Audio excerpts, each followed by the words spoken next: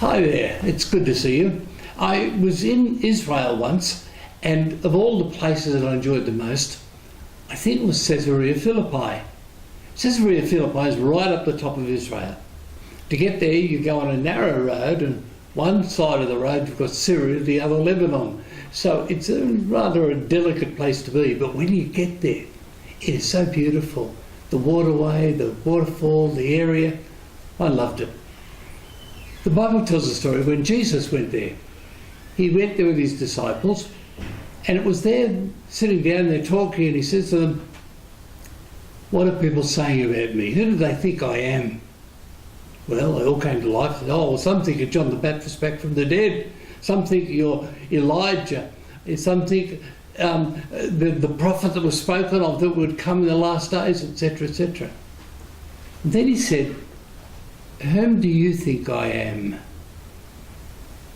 And Peter said, "You are the Christ, the Son of the living God." And Jesus said, "You thick-headed clot.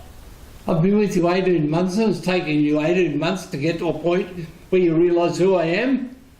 No, he didn't say that, did he? He said, "That is terrific. Good for you, Peter. You didn't get this from anybody else. You got this from my Father in heaven." Now, why I said this is for this simple reason.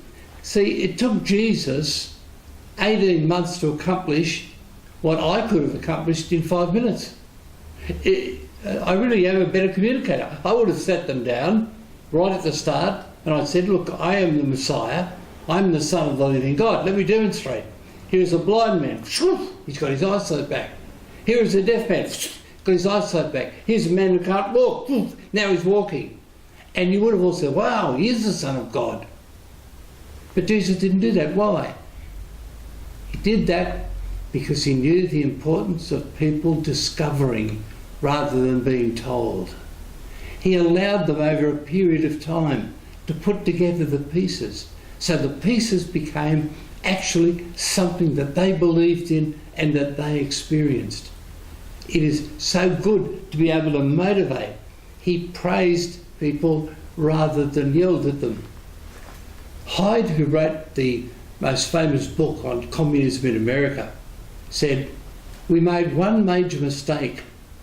He said, whenever we got a convert, we would sit them down and say, "Now, before you go out and try and share this and make mistakes, we want you to be educated." And so we would give them 2 years training in what communism really was, the history of it, the beliefs of it, etc. And by the time we'd finished with them, they were as useless as the rest of us. We didn't capitalise on the excitement. But Jesus did that. He let people discover. When you're learning and when you're working with other people, allow them to discover. Motivate them, encourage them on every little positive that they come up with.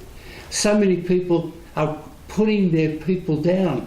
Those who are in their team, they put them down because they always want to be the top dog.